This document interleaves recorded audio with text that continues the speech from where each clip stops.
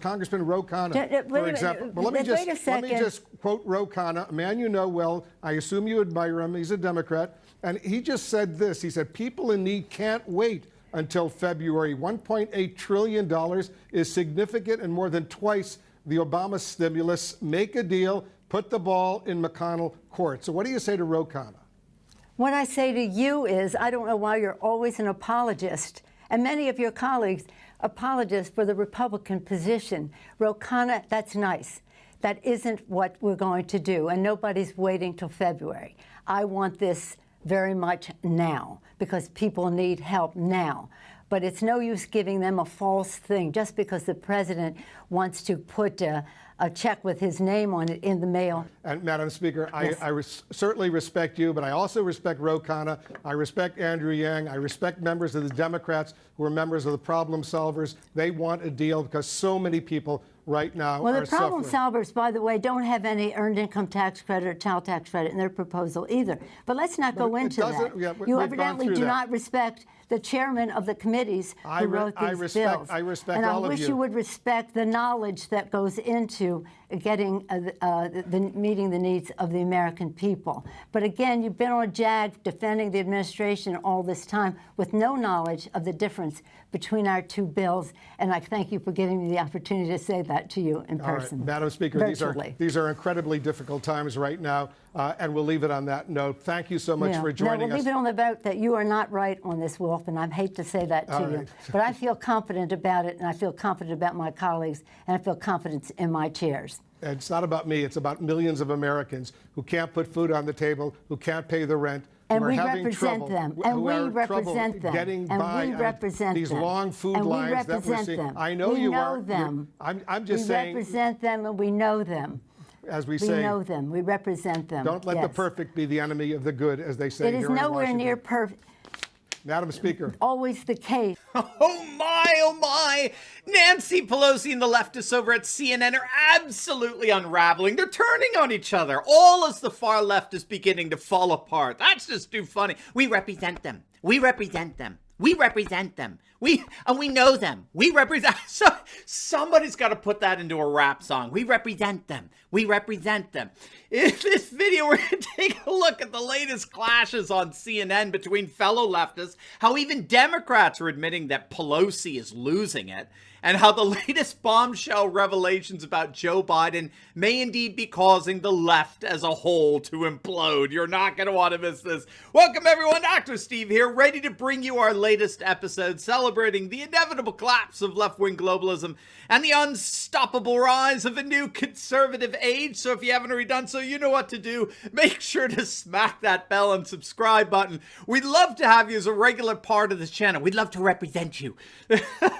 We focus each and every day on optimism and encouragement in the midst of all the defeatist nonsense spewed out by the left-wing fake news media. First, let's give a huge shout out to the sponsor of this video, and that's Prepper's Peak new solar water heater.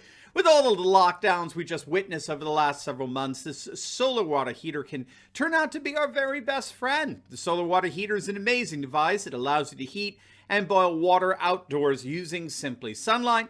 It can heat water in as little as 30 minutes, and it'll work anywhere the sun shines. You could use it to boil water, to cook noodles and rice. You could use it to sterilize water for drinking. It's easy to clean. It can be used quite literally anywhere there's sunlight. And the best part is that if you click on the link below, you'll actually get an additional 15% off their already reduced price. So don't wait. It is a limited time offer. Click on that link below before they sell out and get your own Patriot Sun cooker today. All right, let's dive right in here. So to put it bluntly, CNN is unraveling. They're unraveling, and this is largely because the far left is melting down. It's falling apart.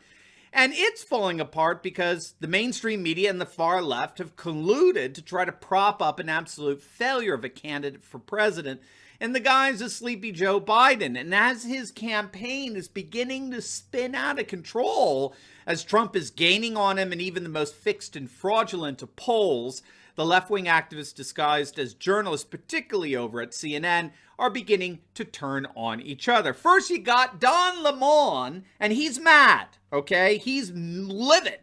And you know what he's livid over? Why, Joe Biden has to why Joe Biden has to answer questions over whether he wants to stack the Supreme Court. Do you know who he's mad at? He's mad at his comrade at CNN, Fredo Cuomo. Check this out. But listen, why are you like pushing him about court packing? Because you're doing the Republicans' work. No, I'm not. Yeah, it's a legitimate question. It's not. Look, it's not a legitimate question in that. What? During the Go debate, the vice president raised the question. The moderator didn't raise a question. Plus, it is this is something that this is a hypothetical, whether or not Joe Biden has said twice, at least on tape that I've seen, how he feels about court packing. And I think it's a distraction from the Republicans. Then why doesn't he answer it? Because he doesn't have to, just because he doesn't have to Well, answer he doesn't it. have to answer it, but you don't think it's going to affect people's trust quotient? No, because people aren't worried about that. Cory Booker said that's a legislative issue. I think that... And he didn't answer it either. Well, I don't think he has to answer it, because I think it is a red herring. Because they don't want to talk about how Mitch McConnell has packed the court over the years. Yeah, they should say that. That's the context for the discussion. So you just say Mitch McConnell has packed the courts. So if you want to ask about packing the courts, why don't you ask Mitch McConnell? Ask both. That's the thing. I agree with you about half of it. I think it matters to people. I think you got Trump voters who aren't going to vote for Trump this time for various reasons. But this matters, and they want to hear Biden, who's the better choice in some people's minds. It's never going to happen. Because he's not FOS. No one is ever going to. No one and he doesn't answer the question. The country will never let they won't let anybody pack the court.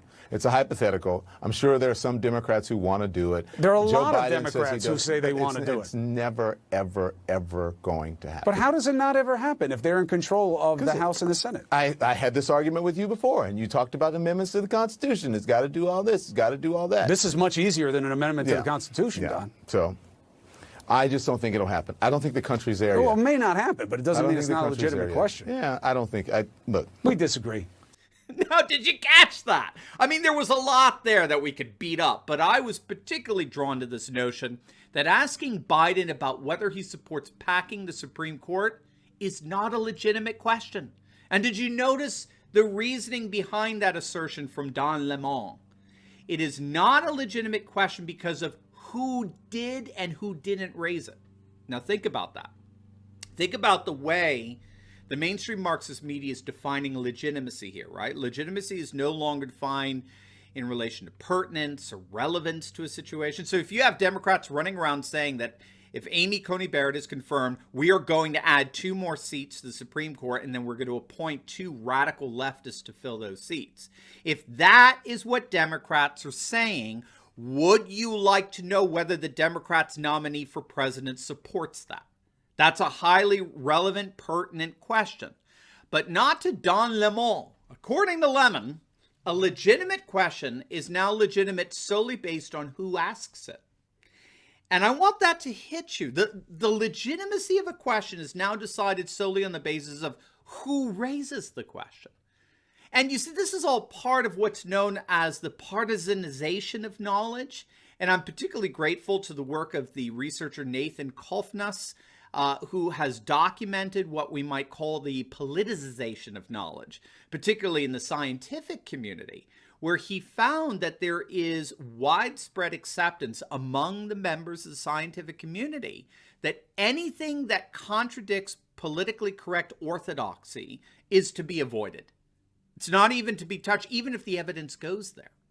And so we're living at a time where quite literally the guardians of knowledge, in this case either the scientific community or the mainstream media, they all widely agree that there are some things you and I are not allowed to know.